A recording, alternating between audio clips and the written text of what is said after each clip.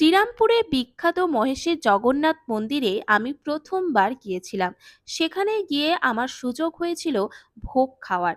এখানে প্রথমেই অন্নপ্রসাদ দেওয়া হয়, যেটা হচ্ছে ভাত আর হচ্ছে ডাল, যেটা কিন্তু আমি প্রথমবারই দেখলাম। বিশেষত আমরা দেখে থাকি অন্নপ্রসাদে নর্মালি খিচুড়ি দেওয়া হয়, এখানে অবশ্যই খিচুড়িও ছিল সাথে।